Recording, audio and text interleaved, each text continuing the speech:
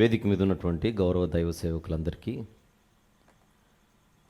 అలాగే చేరి వచ్చినటువంటి ఆత్మీయులైనటువంటి ప్రతి ఒక్కరికి, శబ్దము ద్వారా ఈ మాటలు వినబోచున్నటువంటి ప్రియులందరికీ కూడా మహాదేవుడైన యేసుక్రీస్తు ప్రభువారి మిక్కిలి శ్రేష్టమైన నామంలో నా హృదయపూర్వక వందనములు పేరు పేరున ప్రతి ఒక్కరికి తెలియజేయుచున్నాను. ప్రియులారా, మంచి సంగతులు ఇంతవరకు మనం విని ఉన్నాం. మరిన్ని సంగతులు మనము నేర్చుకున్నట్టుకు దేవుని సహాయాన్ని తీసుకొని మనం ముందుకెళ్దాం. దయచేసి ప్రార్థనలో ఏకీభవించవలసిందిగా మనవి. ప్రేమగల తండ్రి, జీవంగల నాయన, మహిమగల రాజా, మీ ప్రియ కుమారుడు, మా ప్రభు ప్రియరక్షకుడు నజరేయుడైన యేసుక్రీస్తు ప్రభువారి శిలువ మరణ బలియాగమును స్మరించుకొనుచు మా నిమిత్తము చిందించబడినటువంటి ఇంత శక్తివంతమైన నిష్కలంకమైన రక్తమును ఆశ్రయించి మీ వైపు చూస్తూ ఈ చివరి రోజు చివరి వర్తమానము కొరకు మీ ఆత్మ సహాయం నర్తించుటకు మీరు మాకిచ్చిన ఆయుష్ను బట్టి, ఆరోగ్యమును బట్టి, అనుమతిని బట్టి స్తుతులు చెల్లిస్తున్నాము నాయన.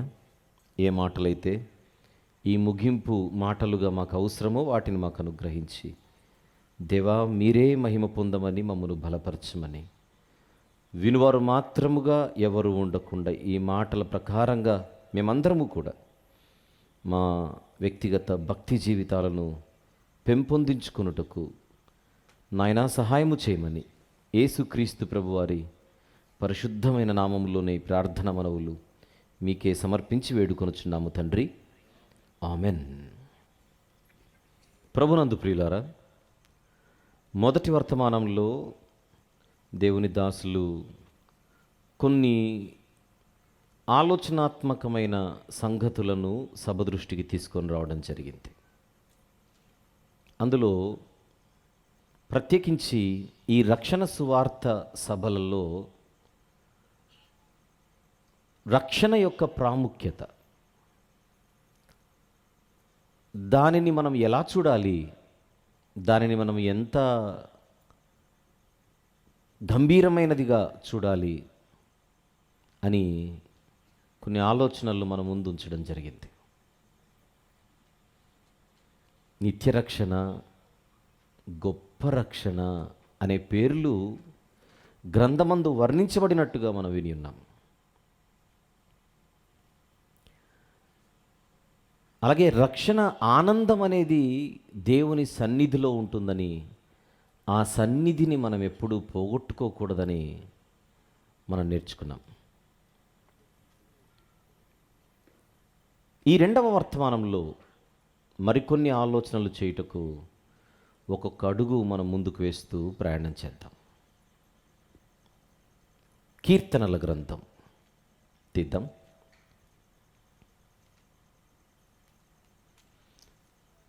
అందులోని 5వ కీర్తన,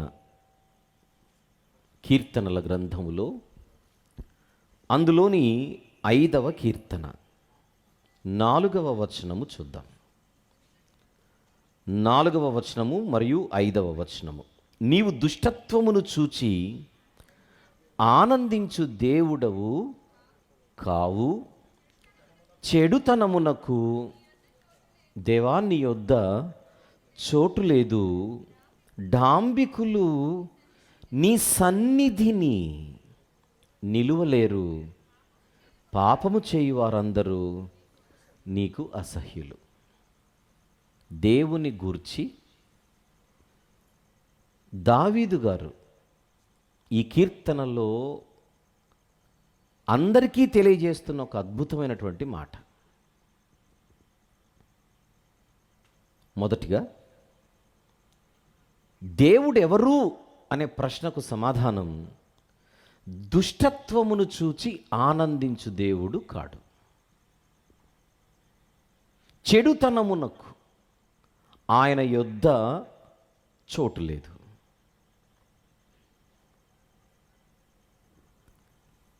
ఇప్పుడు నేను ఒక ప్రశ్న అడుగుతున్నాను, ఆలోచించండి. దుష్టత్వమును చూచి ఆనందించువాడు దేవుడు కాడు అనుంది.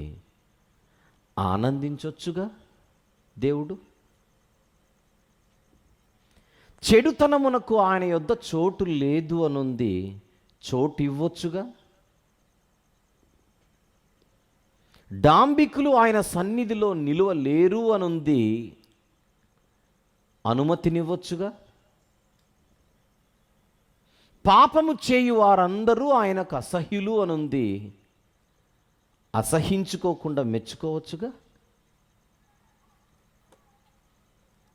అలా జరిగితే మొదటిగా ఆయన దేవుడవ్వడు.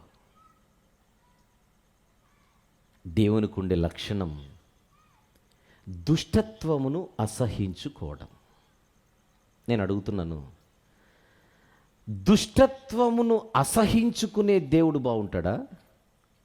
దుష్టత్వమును మెచ్చుకునే దేవుడు బాగుంటాడా? ఆలోచించండి. చెడుతనమును అనుమతించని దేవుడు బాగుంటాడా? చెడుతనమును కూడా అనుమతించే దేవుడు బాగుంటాడా? పాపము చేయువారిని అసహించుకునే దేవుడు బాగుంటాడా? పాపము చేసేవారిని మెచ్చుకొని కౌగలించుకునే దేవుడు బాగుంటాడా? ఏ దేవుడు కావాలి మనకు?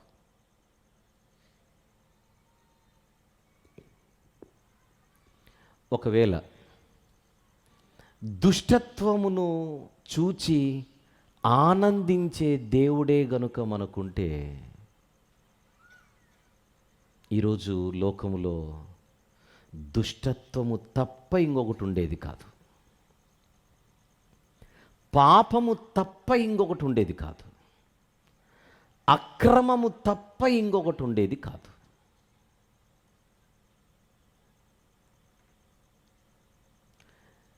దుష్టత్వమును చూచి దేవుడు ఆనందించడం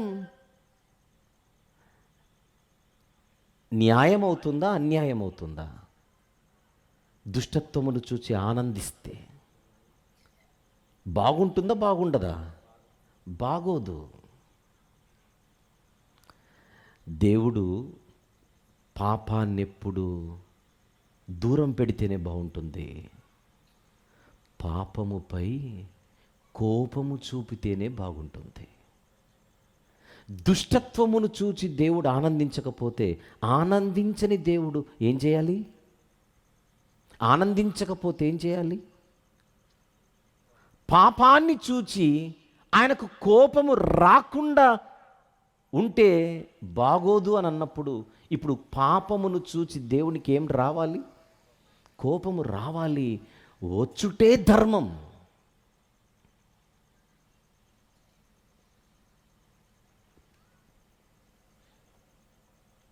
కయీను దేవుడు అనుకున్నట్టుగా లేడు. ఇప్పుడు కయీనుపై దేవునికి కోపము రావడం సరియేనా? అడుగుతున్నాను, సరియేనా? సరి అయినదే. తమ్ముడిని చంపాడు. ఏం చంపావు నాయనా అంటే బాగుందా? ఎందుకు చంపావు అని అడిగితే బాగుందా? ప్రశ్నిస్తేనే బాగుంది, ప్రశంసిస్తే బాగోదు. తప్పు చేసిన కయీనుపై దేవుని కోపము, చెప్పండి, న్యాయమా అన్యాయమా? వినపడట్లా. న్యాయమే. నోవాహు గారి తరములో ఉన్నటువంటి భయంకరులు ఎవరైతే ఉన్నారో, దారి తప్పిన వారు, ఈ తరములో నువ్వొక్కడివే నీతిమంతుడిగా కనబడుచున్నావు, మిగిలిన వాళ్ళు ఎవ్వరూ చక్కగా లేరని దేవుడు చెప్పాడే. 6వ అధ్యాయం ఆదికాండం చూద్దాం. ఆదికాండము 6వ అధ్యాయం 12వ వచనము లేదా 5వ వచనం చూద్దాం. నరుల చెడుతనము భూమి మీద గొప్పదయింది, వారి హృదయం యొక్క తలంపులలోని ఊహంతా ఎల్లప్పుడూ కేవలము చెడ్డదని యెహోవా చూచి తాను భూమి మీద నరులను చేసినందుకు యెహోవా సంతాపము నొంది తన హృదయములో నొచ్చుకున్నాడు. నరులు చెడిపోయినందువలన దేవుడు నొచ్చుకున్నాడు. ఇది బాగుందా? మెచ్చుకుంటే బాగుండేదా? నొచ్చుకుంటే న్యాయమా, మెచ్చుకుంటే న్యాయమా? చెడుతనమును చూచి నొచ్చుకుంటేనే న్యాయం. 11వ వచనం, భూలోకము దేవుని సన్నిధిని చెడిపోయి ఉండెను. ఇందాక కీర్తనలు ఏం చూసాం? డాంబికులు నీ సన్నిధిలో నిలువలేరు. భూలోకము బలాత్కారముతో నిండి ఉండెను. దేవుడు భూలోకమును చూచినప్పుడు అది చెడిపోయి ఉండెను. భూమి మీద సమస్త శరీరులు తమ మార్గమును చెరిపి వేసుకొని ఉండిరి. 13, దేవుడు నోవహుతో, సమస్త శరీరుల మూలముగా భూమి బలాత్కారంతో నిండి ఉన్నది కనుక నా సన్నిధిని వారి అంతము వచ్చి ఉన్నది, నేను వారిని నాశనము చేయబోతున్నాను. అడుగుతున్నాను, చెప్పండి ప్రశ్న. ఇంతగా వారు చెడిపోతే ఆయనకు కోపము రావడము న్యాయమేనా? వస్తే న్యాయమా, రాకపోతే న్యాయమా? వస్తేనే న్యాయం. అంటే దేవునికి ఉన్న అనేకమైన గుణాలలో ఒక గుణం పేరు కోపము. అది ఆయన గుణము.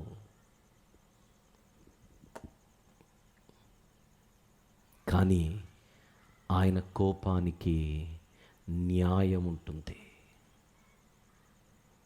దేన్ని చూసి కోపగించుకుంటున్నాడు? దుష్టత్వం, చెడుతనం, పాపము. ద్వితీయోపదేశకాండం 29వ అధ్యాయం.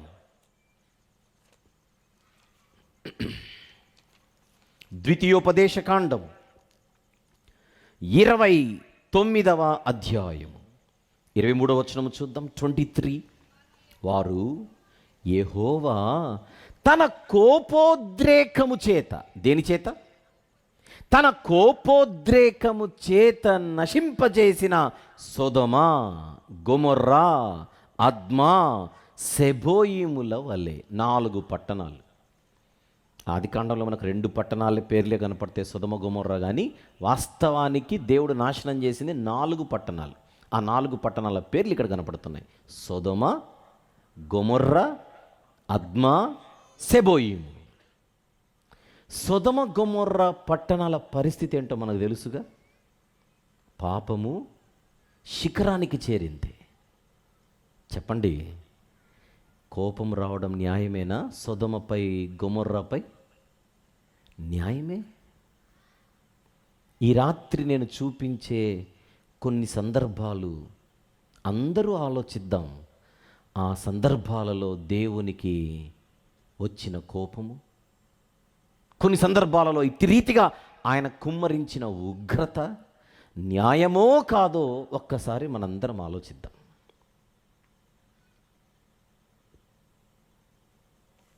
నిర్గమకాండం 32వ అధ్యాయం.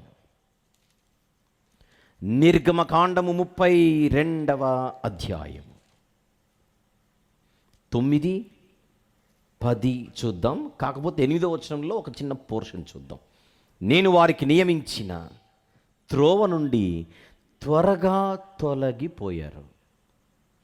ఐగుప్తు నుంచి ఆయన బయటికి తీసుకొని వచ్చి సముద్రాన్ని దాటించి ఇంత గొప్పగా వారిని కంటికి రెప్పలా కాపాడుకుంటూ వస్తుంటే వాళ్ళు ఏం చేశారు? త్రోవ నుండి, దేవుడు నియమించిన త్రోవ నుండి తొలగిపోయారు. 9వ వచనం, మరియు యెహోవా ఇట్లా నేను ఈ ప్రజలను చూచి ఉన్నాను, ఇదిగో వారు లోబడనొల్లని ప్రజలు, కావున నీ ఊరకుండుము, నా కోపము వారి మీద మండును. దారి తొలగిన ప్రజలపై దేవునికి కోపము రావడం, మళ్ళీ అడుగుతున్నా, న్యాయమా అన్యాయమా? న్యాయమే, న్యాయమే. మళ్ళీ ద్వితీయోపదేశకాండం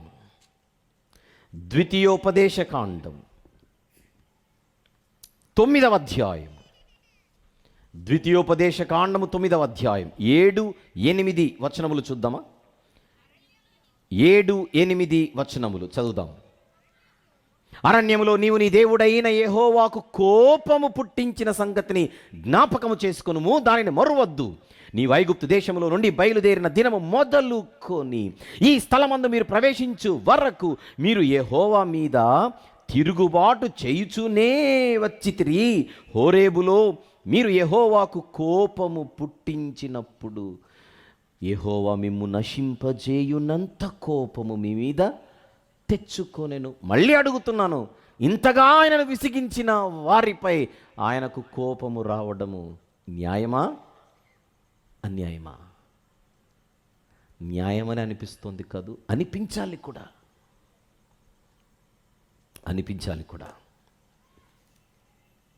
రాజుల 2వ గ్రంథం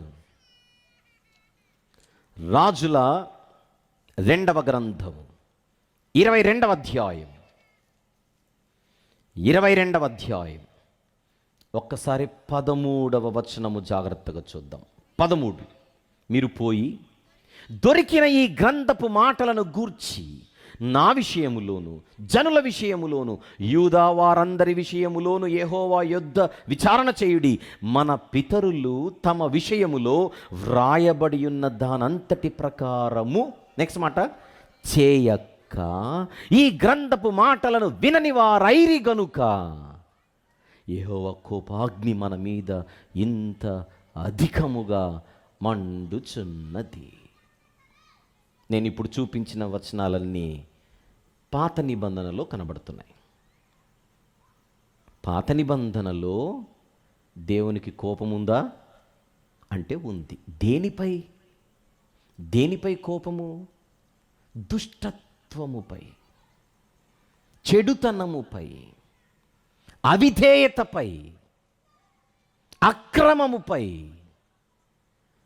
పాపముపై, భక్తిహీనతపై.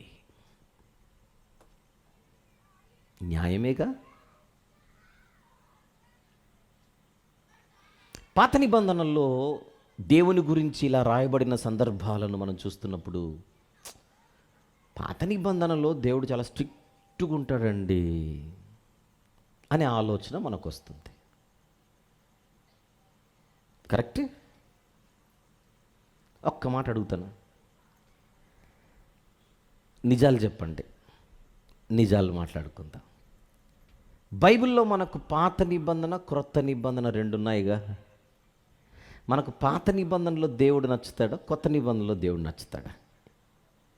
పాత నిబంధనలో దేవుని తత్వం బాగుంటుందా, క్రొత్త నిబంధనలో దేవుని తత్వం బాగుంటుందా? బైబిల్ చదివేటప్పుడు మనకి ఏమనిపిస్తుంటుంది అంటే పాత నిబంధనలో ఉన్నట్టుగా ఉంటే దేవుడు మనకు ఇలా ఇలా ఇలా డీల్ చేస్తే బాగుంటుంది అనిపిస్తుందా, లేదా ఇలా ఉంటే బాగుంటుంది అనిపిస్తుందా? క్రొత్త నిబంధనలో దేవుడు బాగుంటాడా? ఎప్పుడైనా అనిపించే ఉంటుందిగా. ఏం చెప్తే ఏం సమస్య వస్తుందని ఆలోచించకుండా మనకి ఏం అనిపించిందో చెప్దాం. తమ్ముడు చెప్తున్నాడు, అది నిజం చెప్పడం అంటే. నాకు క్రొత్త నిబంధనలోనే దేవుడు నచ్చుతూ ఉంటాడు, అంతే కదా రవీంద్ర? అలానే అనిపించింది కదా. నువ్వు బయటపడ్డావు, మేము బయటపడట్లా, అంతే. ఇప్పుడు మనందరి ప్రతినిధి అనుకోండి, దాదాపుగా ఎక్కువ శాతం క్రొత్త నిబంధనలోని దేవుడు మనకు నచ్చుతూ ఉంటాడు. ఎందుకంటే మనం కొంచెం ప్రశాంతంగా, కామ్గా, ప్రేమ చూపుతూ అలా ఉంటాడు కనుక. కానీ ఒక విషయం చెప్పనా, మన దేవుడు నిన్న నేడు నిరంతరము ఏకరీతిగా ఉండేవాడు. అంటే పాత నిబంధనలో ఉన్నట్టుగా దేవుడు క్రొత్త నిబంధనలో లేడనా? ఆలోచించండి. లేదా క్రొత్త నిబంధనలో ఉన్నట్టుగా పాత నిబంధనలో లేడనా? మనకెందుకు దేవుడు అక్కడ ఎక్కువ నచ్చట్లే, ఇక్కడెందుకు ఎక్కువ నచ్చుతున్నాడు? నాతో సహా మనం బైబిల్ చదివేటప్పుడు మనకెప్పుడైనా దేవుడు పాత నిబంధన కంటే క్రొత్త నిబంధనలో బాగున్నాడు అని అనిపించి ఉంటే ఇప్పుడు మీరు ఆలోచించాలి నాతో పాటు. అవునా? పాత నిబంధన కంటే దేవుడు క్రొత్త నిబంధనలు బాగున్నాడా అని అడుగుతున్నాను. అలా అనిపించిందా అని అడుగుతున్నాను. అవును అనేదే సమాధానం అయితే నిజాయితీగా. అలాగైతే క్రొత్త నిబంధనలో ఉన్నట్టుగా పాత నిబంధనలో లేడా, లేదా పాత నిబంధనలో ఉన్నట్టుగా క్రొత్త నిబంధనలో లేడా? అది గనుక నిజమైతే మరి బైబిల్ ఆయన గురించి ఏం చెప్పింది? నిన్న, నేడు, నిరంతరము ఏమై ఉన్నాడు ఆయన? ఏకరీతిగా ఉన్నాడని బైబిల్ చెబుతుంది. ఏం చేద్దాం ఇప్పుడు? ఇంకా చెప్పనా? మలాకి గ్రంథం 3వ అధ్యాయం. మలాకి గ్రంథము 3వ అధ్యాయం 6వ వచనం చూద్దాం. దేవుడు తనను గురించి ఏమని చెప్పుకుంటున్నాడు? 6వ వచనం, యెహోవానైన నేను మార్పు లేని వాడను అని చెప్పాడు. మనం ఏంటి ఆయన మార్చేసాం కొత్త నిబంధనలో? ఏమన్నాడు? యెహోవానైన నేను మార్పు లేని వాడను అని అంటున్నాడు. అంటే దేవుడు మారిపోయాడా? మారనన్నాడుగా.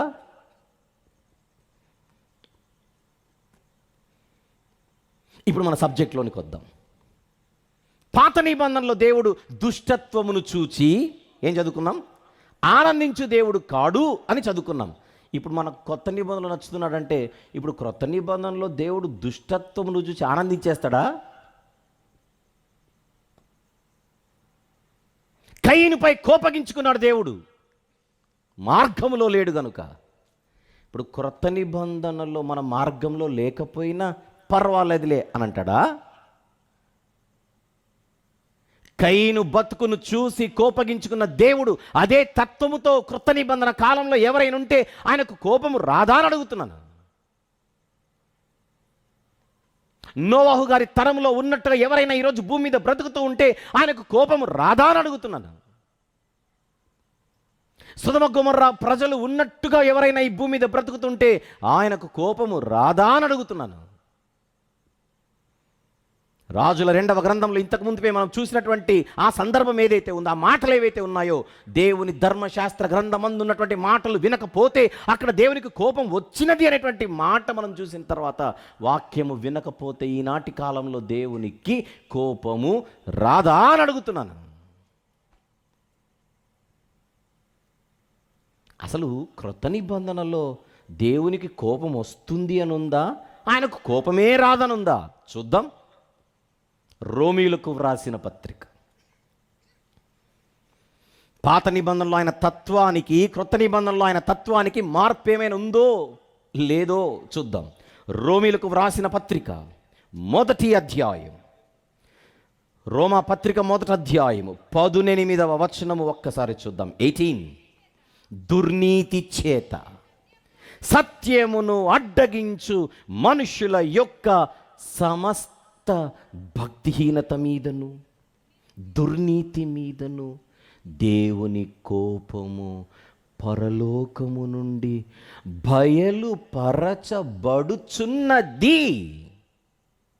అండర్లైన్ చేద్దాం. ఏముంది?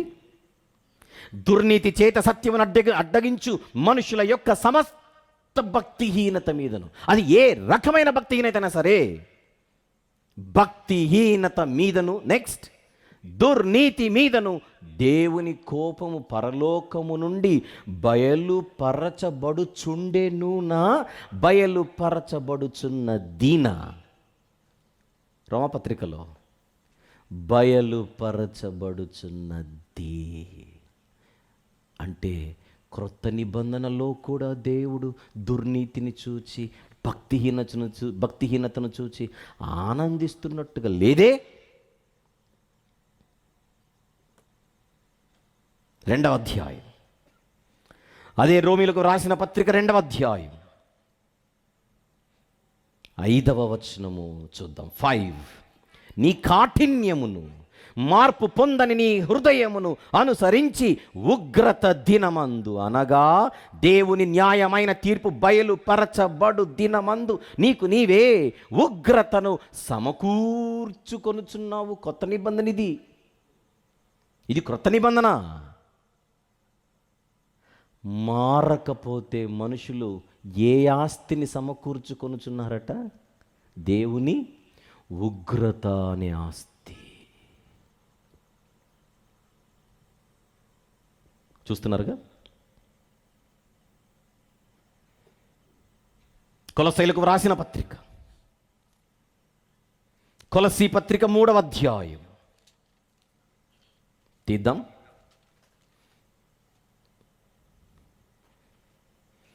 5, 6 వచనములు చూద్దాం. కావున భూమి మీదనున్న మీ అవయవములను అనగా జారత్వమును, అపవిత్రతను, కామాతురతను, దురాశను, దేవునికి వ్యతిరేకమైన ఆరాధన అయిన ధనాపేక్షను చంపివేయుడి. వాటి వలన ఏముంది? నెక్స్ట్ మాట, దేవుని ఉగ్రత అవిధేయుల మీదికి వచ్చును. ఒకప్పుడు వచ్చేది కానీ ఇప్పుడు రాదు అని లేదు బైబిల్లో. వచ్చును.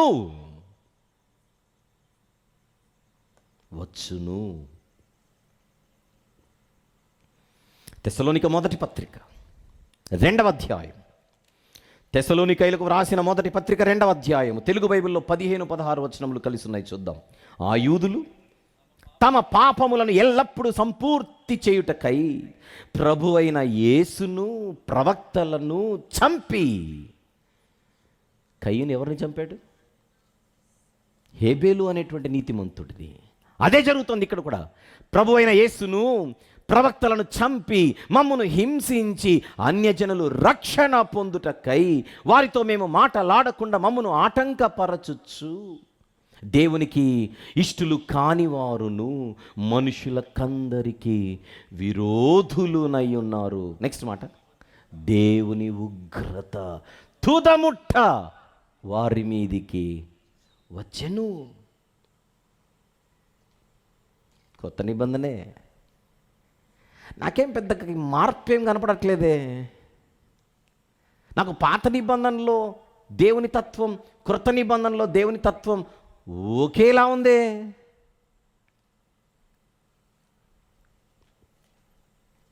జరిగిందేంటో చెప్పన, జరుగుతోంది. మనము ఈ కాలంలో అంటే క్రొత్త నిబంధన కాలంలో దేవునిని లైట్గా తీసుకుంటున్నాం అంతే. మ్యాటర్ అర్థం కాక ఏమనడులే, అయినా ఇది కొత్త నిబంధనగా, కృపాకాలముగా, అబే దేవుని కోపం ఏమి రాదుగా అని మనం రాసుకున్నాం మన పుస్తకాల్లో. బైబిల్ అంటోంది, ఒకప్పుడు పాపాన్ని చూసి దేవుడు అసహించుకున్నాడు అనంటే ఆ పాపం ఎప్పుడు కనబడినా, ఏ కాలంలో కనపడినా దానిపై ఆయన కోపము మండక మానదు. అది ఆ కాలమైనా, అది ఈ కాలమైనా. చూస్తున్నాముగా. తెస్సలోనిక మొదటి పత్రికలో ఉన్నాం, 5వ అధ్యాయం. తెస్సలోనిక మొదటి పత్రిక 5వ అధ్యాయం. 5వ అధ్యాయానికి వద్దాం కాసేపట్లో. అలా హెబ్రీ పత్రికకి వెళ్ళేసి వద్దామా? హెబ్రీలకు రాసిన పత్రిక 3వ అధ్యాయం. హెబ్రీ పత్రిక 3వ అధ్యాయం.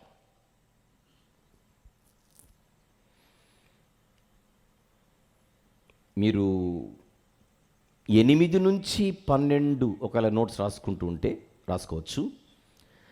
8 నుంచి చదువుదాం.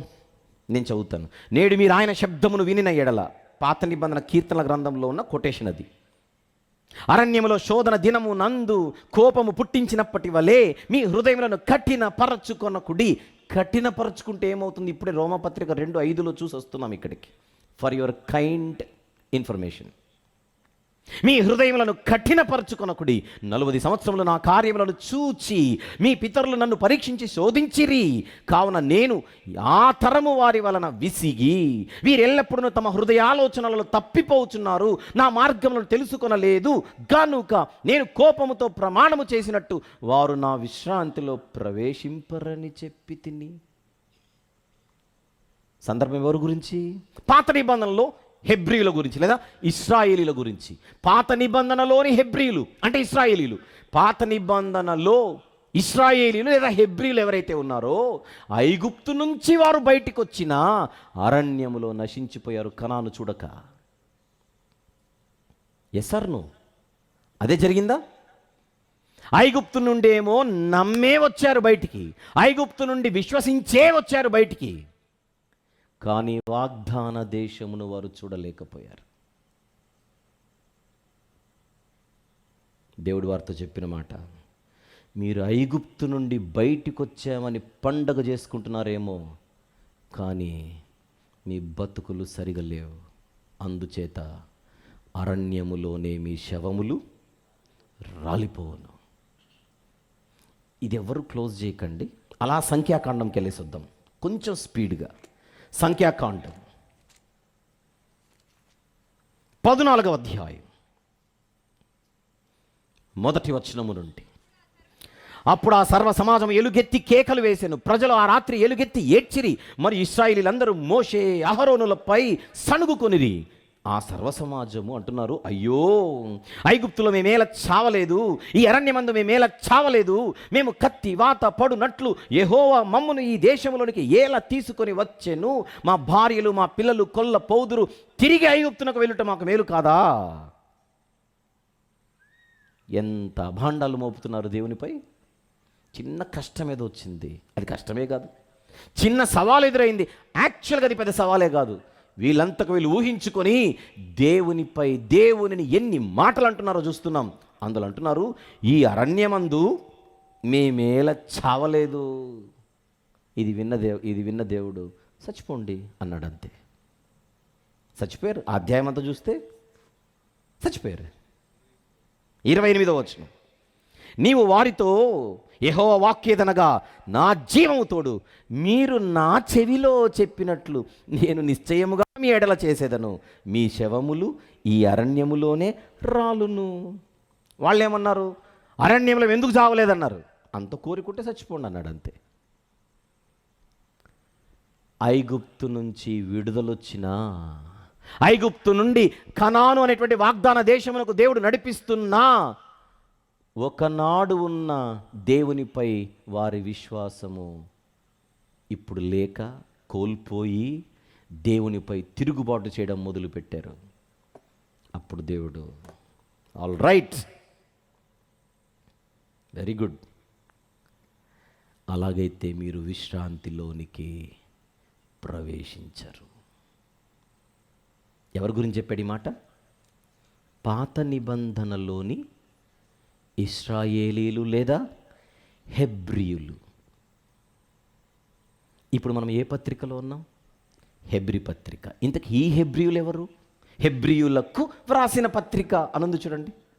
పత్రిక ఎవరికి రాశారో చెప్పాడు, హెబ్రీయులకు వ్రాసిన పత్రిక. ఇంతకు ఈ హెబ్రీయులు ఎవరు? క్రొత్త నిబంధనలోని హెబ్రీయులు, ఇశ్రాయేలీలు. క్రొత్త నిబంధనలోని హెబ్రీయులకు పత్రిక రాస్తూ వాళ్ళకేదో పాఠం చెప్పడానికి పాత నిబంధనలోని హెబ్రీయుల చరిత్ర చెబుతున్నాడు గ్రంథకర్త.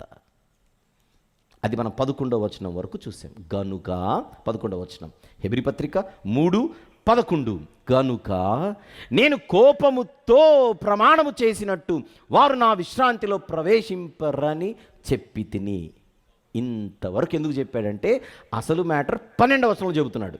సహోదరులారా, జీవము గల దేవునిని విడిచిపోవునట్టి విశ్వాసము లేని దుష్ట హృదయము మీలో ఎవని యందైనను ఒకవేళ ఉండునేమోనని జాగ్రత్తగా చూచుకొనుడి. ఇంతకీ హెబ్రీలు ఎవరో చెప్పనా? యేసుక్రీస్తు ప్రభునందు విశ్వాసముంచి వచ్చినోళ్ళు. వాళ్ళెవరు? పాత నిబంధనలో ఐగుప్తులో నుండి బయటికి రావడానికి దేవుని యందు విశ్వాసముంచి బయటికి వచ్చిన వాళ్ళు. సేమ్.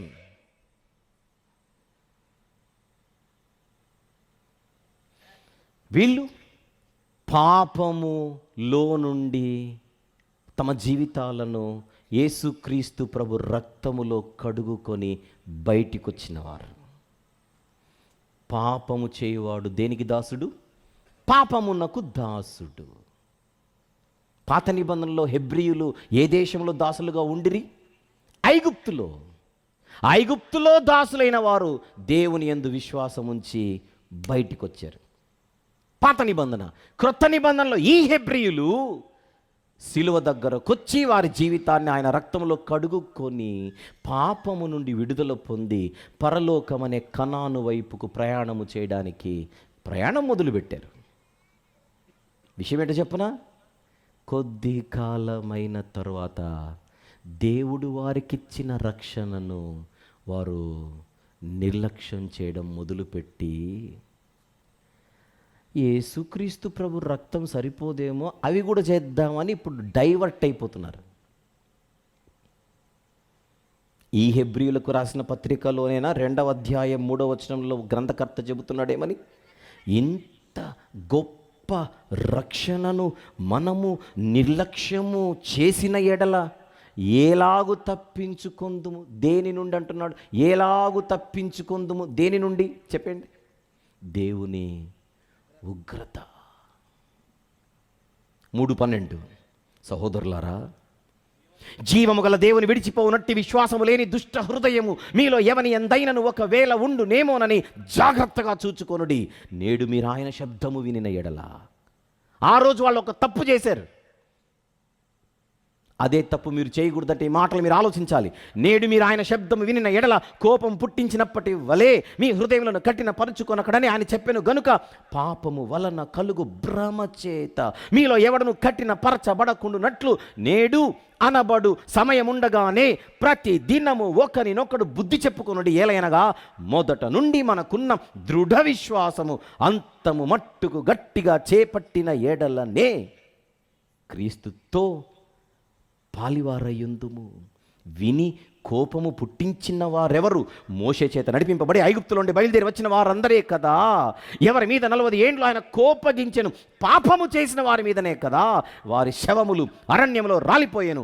తన విశ్రాంతిలో ప్రవేశింపరని ఎవరిని గూర్చి ప్రమాణము చేసెను? ఆన్సర్, అవిధేయులైన వారిని గూర్చియే కదా. కాగా అవిశ్వాసము చేతనే వారు ప్రవేశింపలేకపోయిరని గ్రహించుచున్నాం. వీళ్ళకెందుకు చెప్తున్నాడు ఇదంతా? ఈ హెబ్రీయులకు ఎందుకు చెప్తున్నాడు ఇదంతా? ఇప్పుడు వీళ్ళ పరిస్థితి అలానే ఉన్నారు కనుక ఎడ్జ్లో ఉన్నారు. ఇప్పుడు క్రీస్తునందు తమ విశ్వాసమును కోల్పోయే పరిస్థితిలో ఉన్నారు. అలా గనుక మీరు జారిపోతే, కొంతమంది ఆల్రెడీ జారిపోయారు, ఆ జాబితాలో మీరుంటే బహుపరాక్ దేవుని ఉగ్రతను చవిచూచే పరిస్థితి, కొని తెచ్చుకునే పరిస్థితి మీకు ఎదురవుతుంది. 4వ అధ్యాయం 1వ వచనం. 4వ అధ్యాయం 1వ వచనం. ఆయన యొక్క విశ్రాంతిలో ప్రవేశించుదు మను వాగ్దానము ఇంకా నిలిచి ఉండగా, జాగ్రత్తగా చూద్దాం. మీలో ఎవడైనను, అది అసలు సంగతి, మీలో ఎవడైనను ఒకవేళ ఆ వాగ్దానము పొందకుండా తప్పిపోవునేమోనని భయము కలిగియుందుము.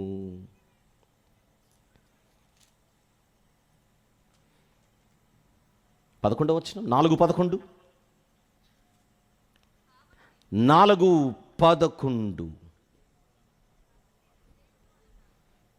కాబట్టి అవిధేయత వలన వారు పడిపోయినట్లుగా మనలో ఎవడును పడిపోకుండా ఆ విశ్రాంతిలో ప్రవేశించుటకు జాగ్రత్త పడుదుము. మీకేమర్థమవుతుంది? ఎందుకు చదివించానో చెప్పనా? దేవుడు మనకు పాపక్షమాపణ ఉచితంగా ఇచ్చాడు సిలువ దగ్గర. దేవుడు మనకు రక్షణ సిలువ దగ్గర ఉచితంగా ఇచ్చాడు. మన బాధ్యత ఏమిటి? దానిని నిలబెట్టుకోవాలి. నిర్లక్ష్యం చేస్తే ఏమవుతుంది? ఆ రక్షణను మనము కోల్పోయే ప్రమాదం ఉంది అనే ఈ వచనాలు చెబుతున్నాయా? ఇంకేమైనా చెబుతున్నాయా? రక్షణను కోల్పోయే అవకాశం ఉందా? మనం ఎలా బతికినా పర్లేదు, దేవుడు రక్షించేసుకుంటాడు అని రాసేసుకుందామా? విషయం చెప్పనా? ఈరోజు ప్రపంచ క్రైస్తవ్యములో సుమారు 70 నుండి 80% మంది నమ్ముతున్న ఒక విషయం ఏంటో చెప్పనా? ఒక్కసారి రక్షింపబడితే వీఆర్ సేఫ్, మనం ఎలా బతికినా దేవుడు కాపాడేసుకుంటాడు, ఎలా బ్రతికినా దేవుడు రక్షించేసుకుంటాడు, కనుక నో ప్రాబ్లం. ఈ బోధ ఏదో ఒక కలర్లో వస్తుంటుంది, ఏదో ఒక అవతారంలో వస్తుంటుంది, ఏదో ఒక యాంగిల్లో వస్తుంటుంది. కోణం ఏదైనా విషయం మాత్రం అదే. పేర్లు వేరు, టైటిల్స్ వేరు, మ్యాటర్ అదే.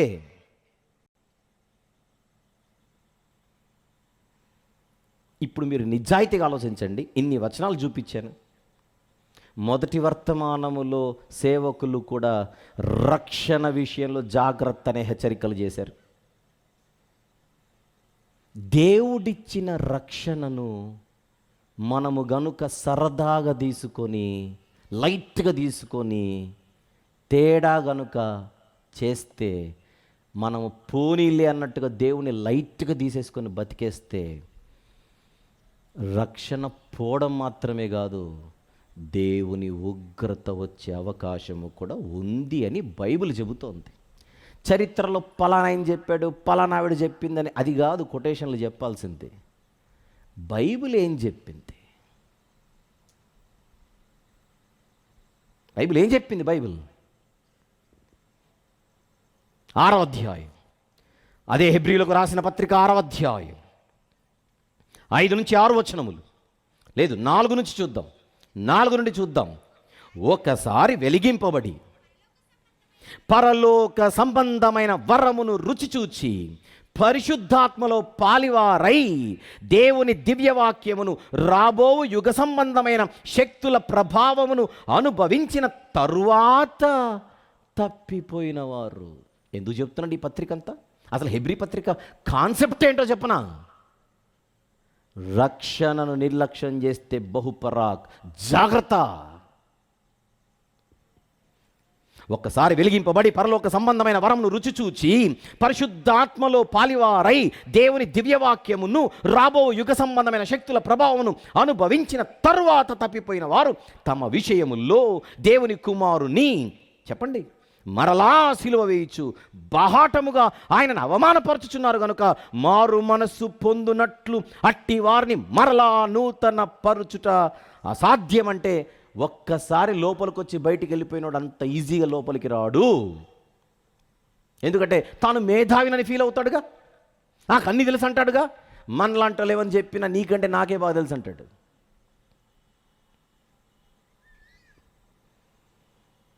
ఏం చెప్పింది బైబిల్? ఒక్కసారి వెలిగింపబడిన తరువాత కూడా తప్పిపోయే అవకాశం ఉందని బైబిల్ చెప్పిందా లేదా? మీరు చెప్పండి. తప్పిపోరంటారేంటి? తప్పిపోరంటారేంటి? బైబిల్ చెప్పింది వేదమా? ఎవరో చరిత్రకారులు, ఎవరో పండితులుగా పిలువబడిన వారు చెప్పింది వేదమా? ఏది ప్రామాణికం?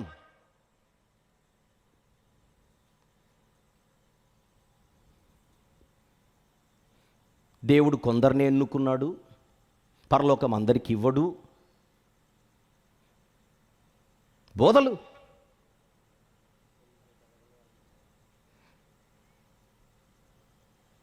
పూర్వ నిర్ధారణ సిద్ధాంతం, దీని పేరు భలేగుంది. పూర్వ నిర్ధారణ సిద్ధాంతం అంటే దేవుడు ఒకప్పుడు కొంతమందిని ఎన్నుకున్నాడు, వారికే పరలోకం ఇస్తాడు. బైబిల్లో కనబడుతున్న ఏర్పరచబడిన వారు, బైబిల్లో కనబడుతున్న ఎన్నికైనటువంటి వారు అనేటువంటి పదాల వెనుక ఉన్నటువంటి పరమార్థం ఏంటో, దాని ఉద్దేశం ఏంటో, ఆ గ్రంథకర్తల యొక్క పర్పస్ ఏంటో, లేకపోతే వాళ్ళ యొక్క ఇంటెన్షన్ ఏంటో అర్థం కాక వాటిని వక్రీకరించి బోధిస్తూ నో ప్రాబ్లం అని చెప్పేస్తున్నారు. నీ రక్షణకు డోకా లేదు. యూట్యూబ్లో బైబిల్ ట్రస్ట్ మినిస్ట్రీస్ అనే యూట్యూబ్ ఛానల్లో ప్లేలిస్ట్లోకి వెళ్తే కృపా సందేశాలని నేను చెప్పిన ఉన్నాయి. ఈ తప్పుడు వక్రీకరణతో కూడుకున్న బోధలపై మాట్లాడిన బోధల యుద్ధం అది ఫేజ్ నంబర్ 1. అది మళ్ళీ స్టార్ట్ అవుతాయి. అది అందులో నేను మాట్లాడిన మొదటి ఎపిసోడ్లో నేను అడిగింది ఏంటో చెప్పనా? సృష్టినే అందరికి ఇచ్చాడు కదా. చెప్పండి, మట్టిలోకం అందరికి ఇచ్చాడో కొందరికే ఇచ్చాడా? మంచివారి మీదను చెడ్డవారి మీదను, నీతిమంతుల మీదను అనీతిమంతుల మీదను తన సూర్యుని ఉదయింపజేసి తన వర్షమును కురిపిస్తున్న ప్రేమగల దేవుడు పరలోకం మాత్రం అందరికీ ఇవ్వను, 100 మంది నరకానికి వెళ్ళిపోయి 10 మంది పరలోకానికి రమ్మని చెప్తాడా? అంటే దేవునిలోని ఒక గుణం, ఒకటి సార్వభౌమాధికారం అంటారా, ఇంకొకటి అంటారా, దేవునిలోని ఒక గుణానికి ఏదో న్యాయం చేయాలనే ప్రయత్నములో ఆయనలోని మరొక గుణానికి అన్యాయం చేస్తారా?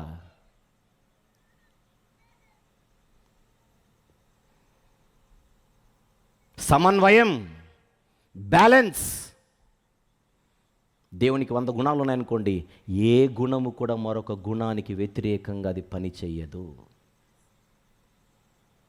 అన్ని సమన్వయము కలిగే పని చేస్తాయి. వేదాంత విద్యలో నేను రాత్రి చెప్పాను కదా, వేదాంత విద్యలో సమన్వయం అనేది ఒక స్పెషల్ సబ్జెక్ట్. అది దేవుని గురించి.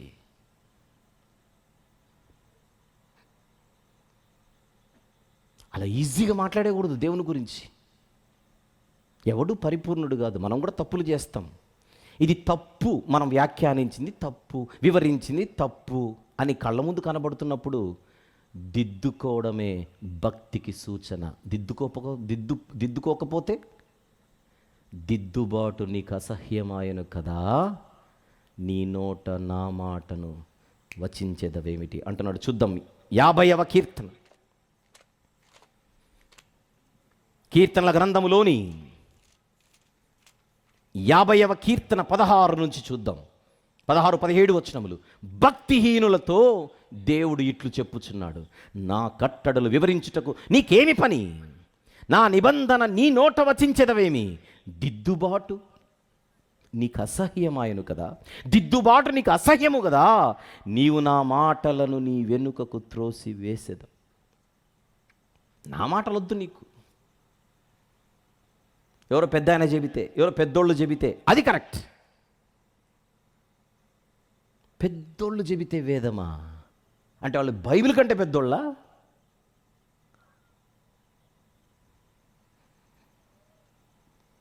చరిత్రలో ఉండే ఆయన అంత గొప్పోడండి. బైబిల్ కంటేనా? దేవుని వాక్యం కంటేనా?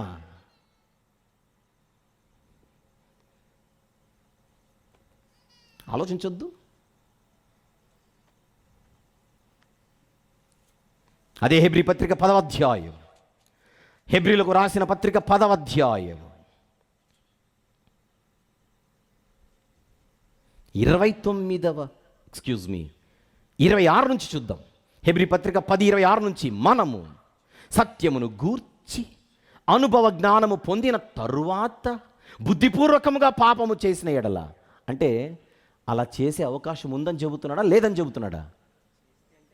వాళ్ళు చేశారు కనుక ఇది చెప్తున్నాడు.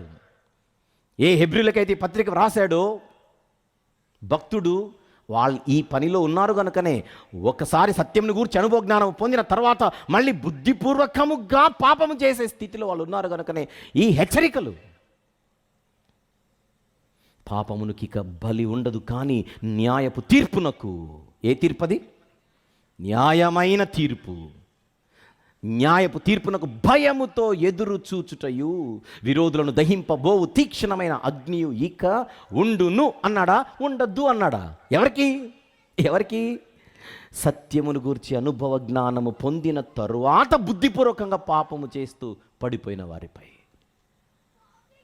ఎవడైనను మోషే ధర్మశాస్త్రమును నిరాకరించిన ఎడల 2-3 సాక్షుల మాట మీద కనికరింపకుండా వాని చంపించుదురు. ఇట్లుండగా దేవుని కుమారుని పాదములతో త్రొక్కి తాను పరిశుద్ధపరచబడుటకు సాధనమైన నిబంధన రక్తమును అపవిత్రమైనదిగా ఎంచి కృపకు మూలమగు ఆత్మను తిరస్కరించిన వాడు ఎంత ఎక్కువైన దండనకు పాత్రుడిగా ఎంచబడునని మీకు తోచును. ఎంత భయాన్ని పుట్టించే మాటలు ఇక్కడ కనపడుతుంటే, పగ తీర్చుట నా పని, నేనే ప్రతిఫలం ఇత్తుననియు మరియు ప్రభువు తన ప్రజలకు తీర్పు తీర్చునని చెప్పిన వానిని ఎరుగుదుము కదా. జీవము గల దేవుని చేతిలో పడుట భయంకరం అనుంది బైబిల్లో. ఏం చేద్దాం ఈ వచనాలన్నిటినీ?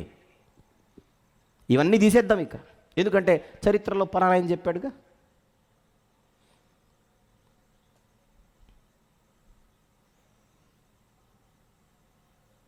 ఆల్రెడీ దేవుడు నిన్ను రక్షించేశాడు, నో ప్రాబ్లం. ఈ వచనాలన్నీ ప్రాబ్లం అనే చెబుతున్నాయి. ఈ వచనాలన్నీ ప్రాబ్లం అనే చెబుతున్నాయి.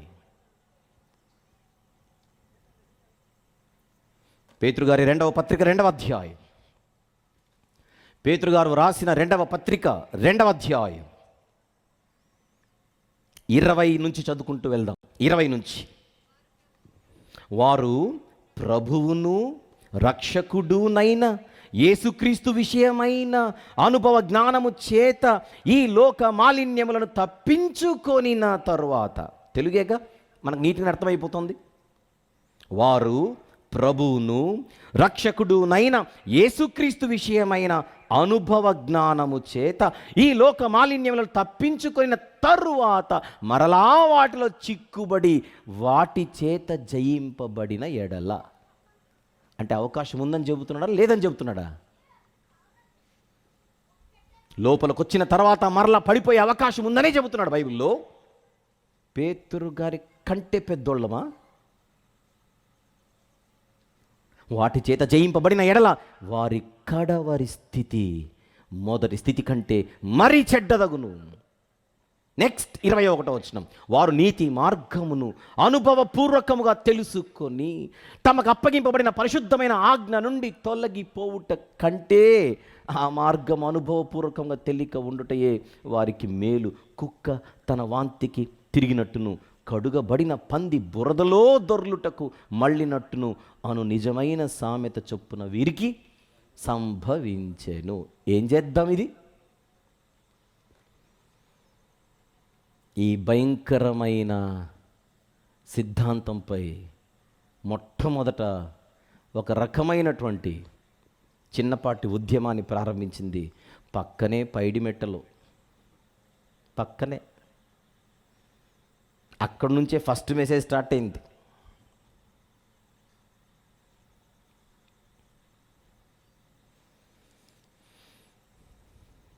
బైబిల్ వద్దు, వాళ్ళు ముద్దు. ఎందుకు వ్యక్తులపై అంత అభిమానం?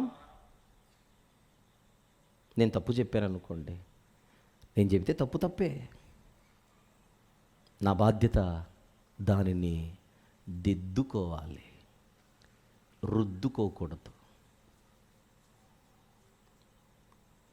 ప్రాబ్లం ఏంటో చెప్పనా? ఎవరితోనైనా మనకు సహవాసం ఏర్పడితే తెలియకుండానే ఒక జబ్బు ఎంటర్ అవుతుంది. నెమ్మదిగా వాళ్ళు ఏది చెప్పినా వేదమే. అభిమానం.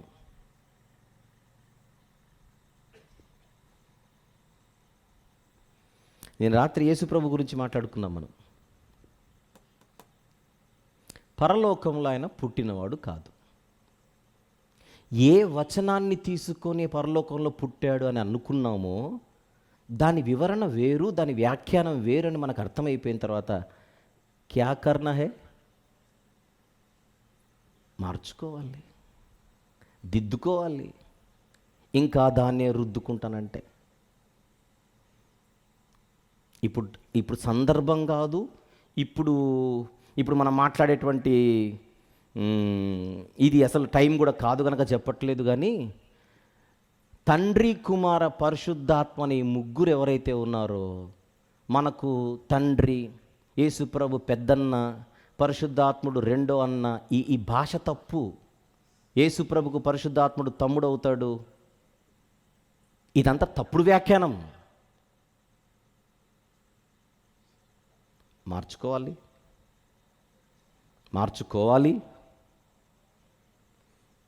ఏ మాటలు చూపించి ఈ వ్యాఖ్యానం ఉందో, ఏ మాటలు చూపించి వివరణ ఉందో, ఆ మాటల ఉద్దేశం వేరు. నేర్చుకోవాలి. మళ్ళీ చెప్తున్నాను, ఎవ్వరూ సంపూర్ణులు కాదు. బతికున్నప్పుడే దేవుడు ఎందుకు అవకాశం ఇస్తాడంటే, దేవుడు మంచోడు కనుక. మారాలి. రోమీయులకు రాసిన పత్రిక వెళ్ళిపోదాం. 2వ అధ్యాయం, రోమా పత్రిక 2వ అధ్యాయం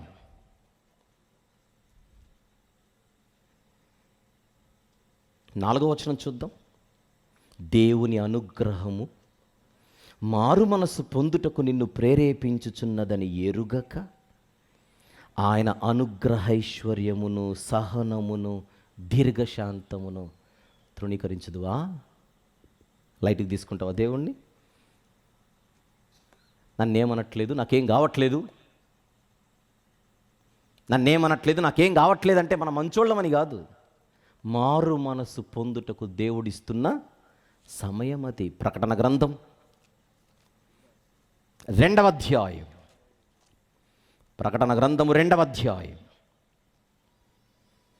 21వ వచనం. మారు మనసు పొందుటకు నేను దానికి సమయం ఇచ్చి తిని కానీ అది తన జారత్వము విడిచిపెట్టి మారు మనసు పొందనల్లదు. సర్టిఫికెట్ ఇస్తున్నాడు. దేవుడు మౌనంగా ఉన్నాడంటే ఐఎమ్ పర్ఫెక్ట్ అని మనం అనుకోకూడదు. అది దేవుని దీర్ఘశాంతము.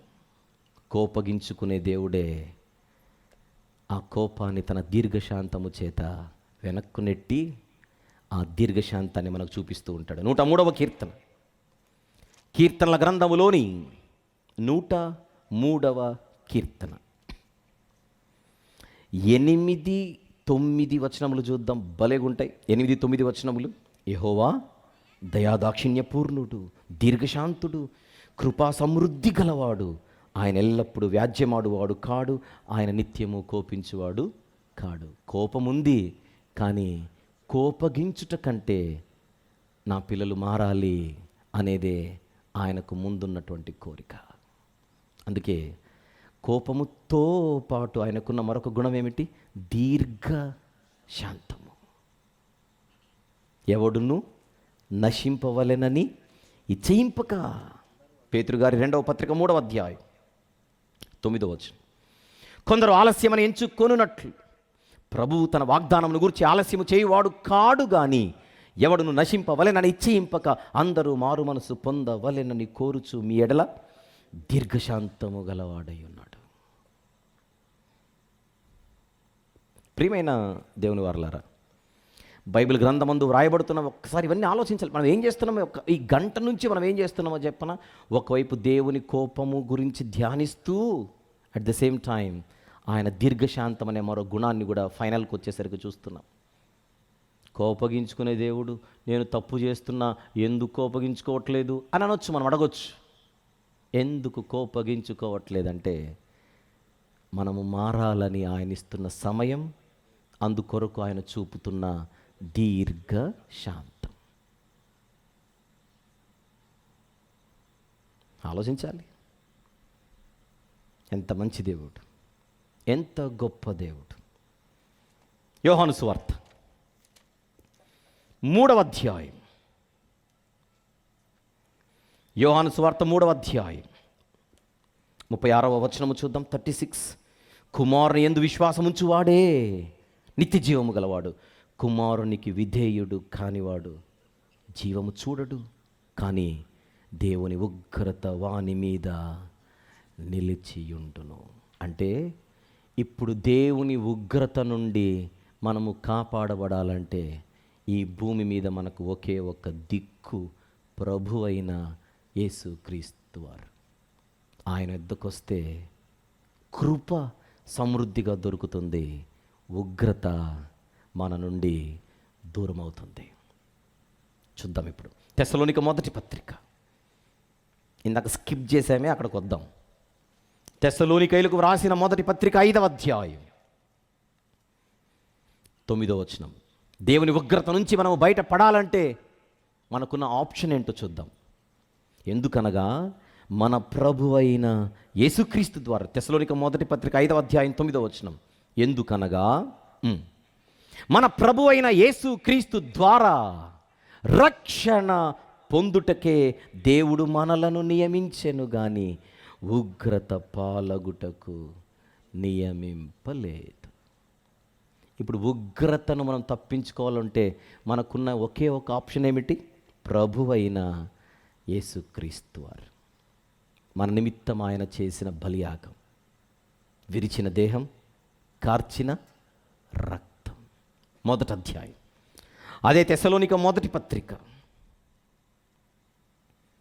మొదటి అధ్యాయం 10వ వచనములో చివరి మాట, దేవుడు మృతులలో నుండి లేపిన యేసు అనగా రాబోవు ఉగ్రత నుండి మనలను తప్పించుచున్న ఆయన కుమారుడైన యేసు. ఇప్పుడు క్రీస్తు యేసు నందున్న వానికి ఏ శిక్షా విధియు లేదు. క్రీస్తు యేసు నందు ఉండకుండా నేను వెళ్ళిపోతానంటే వద్దన్న వస్తుంది. రెండు ఉన్నాయి బైబిల్లో. ఉగ్రత తప్పించుకోవాలంటే ఏం చేయాలి? శిక్షను తప్పించుకోవాలంటే ఏం చేయాలి? రాబో ఉగ్రత నుండి మనము తప్పింపబడాలంటే తప్పించుచున్నవాడు ప్రభు అయిన యేసుక్రీస్తు వారు. చూద్దాం. దేవుడు మృతులలో నుండి లేపిన యేసు అనగా రాబో ఉగ్రత నుండి మనలను తప్పించుచున్న ఆయన కుమారుడైన యేసు పరలోకము నుండి వచ్చునని ఎదురు చూచుటకు మీరేలాగు దేవుని వైపునకు తిరిగితిరో ఆ సంగతి వారే తెలియజేయచ్చు. తెస్సలోనికైల గురించిన సాక్ష్యం ఏమిటి? మీరు దేవుని వైపుకి ఎందుకు తిరిగారు? పరలోకము నుండి నా కొరకు బలైన ఆయనే మరలా రాబోతున్నాడని తెస్సలోనికైలు ఆయన రాక కొరకు ఆశతో ఎదురు చూస్తున్నారట. Catch the point. ఆ పాయింట్ని క్యాచ్ చేద్దాం వన్స్ అగైన్.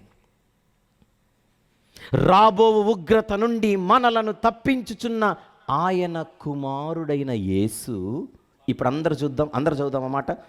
పరలోకము నుండి వచ్చునని విశ్వాసులు ఏం చేయాలి? ఎదురు చూడాలి. ఎదురు తిరగకూడదు. విశ్వాసుల కర్తవ్యం ఏమిటి? ఆయన రాక కొరకు ఎదురు చూడాలి. ఆయనపై ఎదురు తిరగకూడదు. ఎదురు చూడాల్సిన విశ్వాసులు ఎదురు తిరిగితే ఉగ్రత తప్పదు. అందుకే దేవుడు తన వాక్యాన్ని మనకిచ్చి ప్రతిదినము ఉదక స్నానము చేయమన్నాడు. అందుకే దేవుడు తన దాసులను మన దగ్గరికి పంపి వాక్యాన్ని వివరింపజేస్తూ ఉంటాడు. ఇదంతా దేవుడిస్తున్నటువంటి సౌకర్యం, సదుపాయం.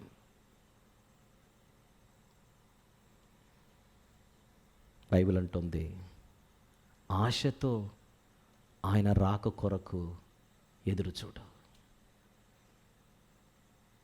ఈ తాత్కాలిక జీవితంలో బాధలు ఉంటాయి, ఇబ్బందులు ఉంటాయి, అవమానాలు ఉంటాయి, కరువు ఉంటుంది.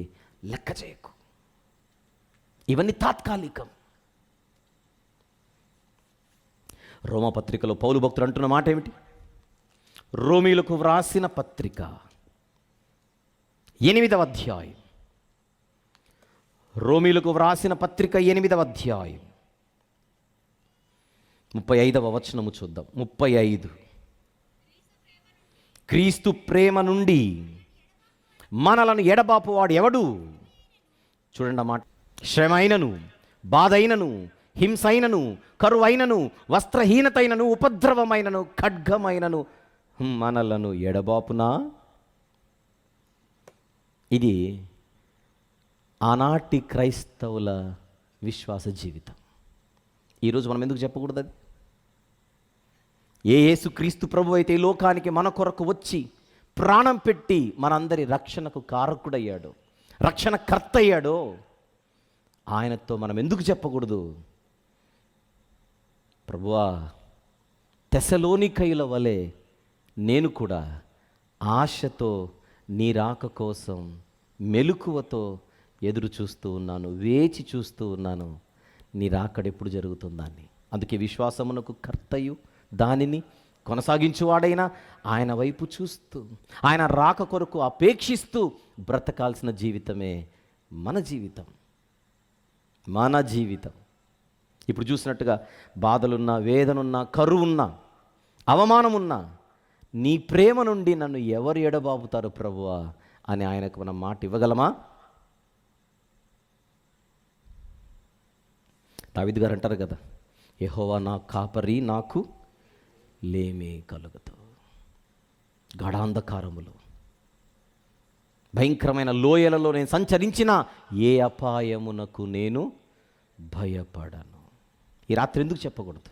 దేవా, నా కాపరి నీవే, నా ఊపిరి నీవే, నా జ్ఞానము నీవే, నా సర్వము నీవే అని ఎందుకు మనం ఈ రాత్రి ఆయనకు చెప్పకూడదు? ఏమో అన్నీ బాగుంటే ఉంటాను, లేకపోతే ఊడిపోతాను అని చెప్దామా? రక్షణ విలువ అదేనా? రక్షణకున్న పేరేమిటి? గొప్ప రక్షణ. రక్షణకున్న పేరేమిటి? నిత్య రక్షణ.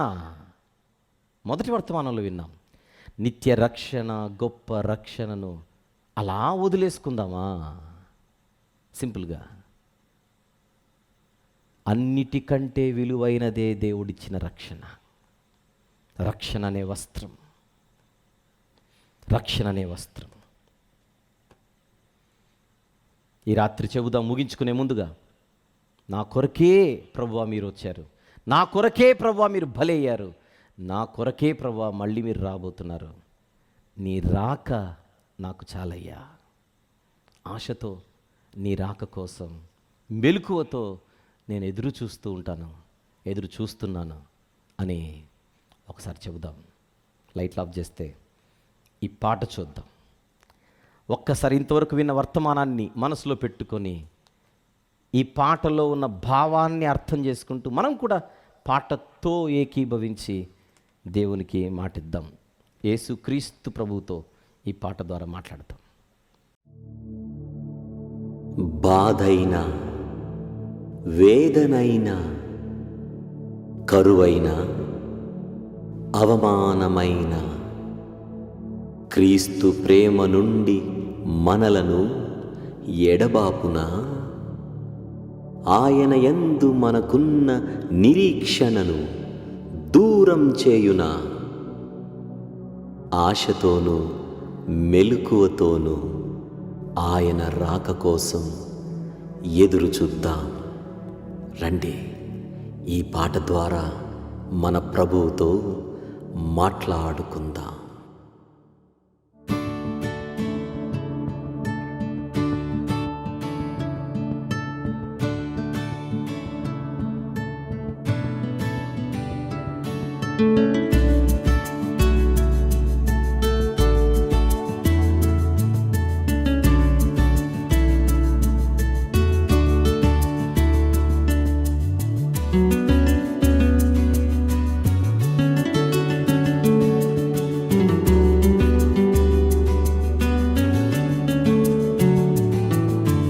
ఆశతో నేను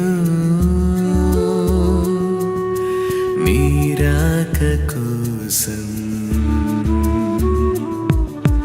మెలకువతోను చూస్తూ ఉన్నాను. ఆశతో నేను నీ రాక కోసం మెలకువతోను చూస్తూ ఉన్నాను, చూస్తూ ఉన్నాను.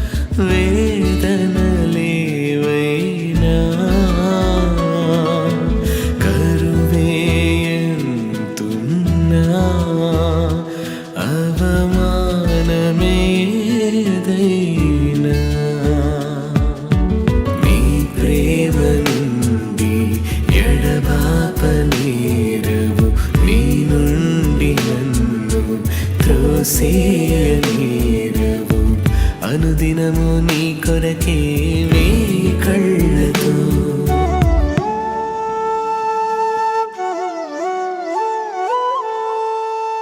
ఆశతో నేను నీ రాక కోసం మెలకువతోను చూస్తూ ఉన్నాను.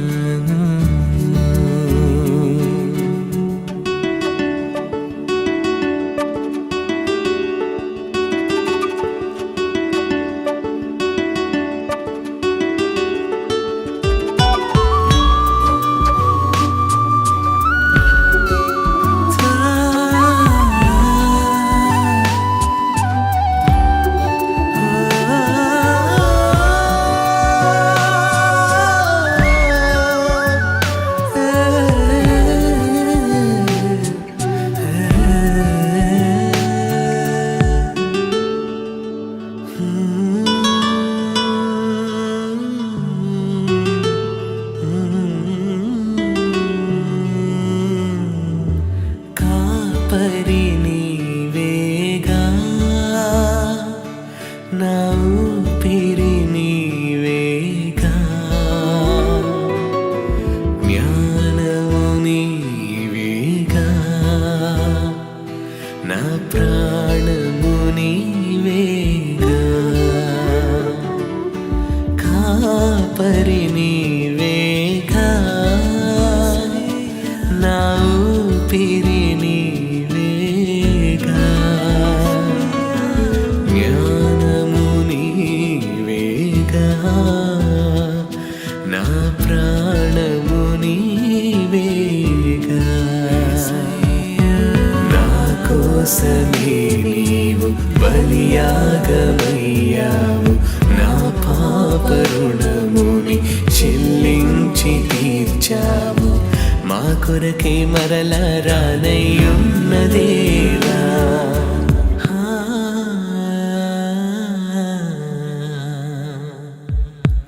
ఆశతో నేను నీ రాక కోసం మెలకువతోను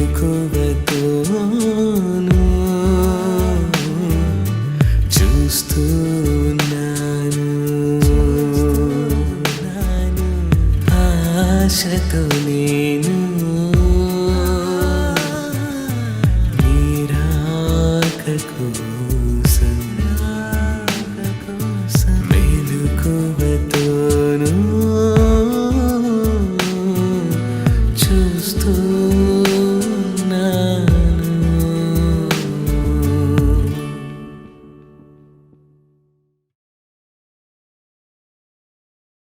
పేతురుగారి 2వ పత్రిక చివరిగా 3వ అధ్యాయం. పేతురుగారు వ్రాసిన 2వ పత్రిక 3వ అధ్యాయం. Monitor sound please. 11, 12 వచనములు అందరూ చూద్దాం. ఈ సభలకు దాదాపుగా చివరి వచనం ఇది. 11, 12. ఇవన్నీయు ఇట్లు లయమైపోవునవి గనుక ఆకాశములు రవులుకొని లయమైపోవునట్టియు, పంచభూతములు మహావేంద్రముతో కరిగిపోవునట్టియు దేవుని దినపు రాకడ కొరకు కనిపెట్టుచు దానిని ఆశతో అపేక్షించుచు మీరు పరిశుద్ధమైన ప్రవర్తనతోనూ భక్తితోనూ ఎంతో జాగ్రత్త గలవారై ఉండవలేను. ఇది బైబిల్ చెబుతోంది. జీవితము చాలా చిన్నది. మనం ఏదో లైట్గా తీసుకుంటే కుదరదు. మనం పోయిన తర్వాత మళ్ళీ వస్తామంటే ఆప్షనే లేదు. జన్మ ఒకటే, బ్రతుకు ఒకటే, మరణము కూడా ఒక్కసారి వస్తుంది. ఈ గుండె చప్పుడు ఆగిపోయిన తర్వాత మరలా కొట్టుకోవడం జరగదు. అక్కడతో భూమి మీద మన గాథ, మన యొక్క కథ క్లోజ్. దీపం ఉన్నప్పుడే ఇల్లు చక్కబెట్టుకోవాలి. ఈ భూమి మీద మనకు లభించే అత్యున్నతమైనటువంటి వరమే దేవుడిచ్చే రక్షణ. దాన్ని మనము పొందుకోవాలి. పొందుకోవడానికి ఒకటే ఒక ఆప్షన్, ప్రభు దగ్గరకు వచ్చి దేవా నేను పాపిని అని మనము పాపపు ఒప్పుకోలు ప్రార్థన చేసి, అతిక్రమములను దాచిపెట్టువాడు వర్ధిల్లడు, వాటిని ఒప్పుకొని విడిచిపెట్టువాడు కనికరము పొందును. ఇప్పటికీ ఈ ప్రాంగణంలో అనేక మంది ఆ పని చేశారు. దేవుడిచ్చిన రక్షణను పొందుకొని రక్షణ జీవితాన్ని అలా ముందుకు సాగుతూ ఆ జీవితాన్ని నడిపించుకుంటున్నారు. దేవునికి స్తోత్రం.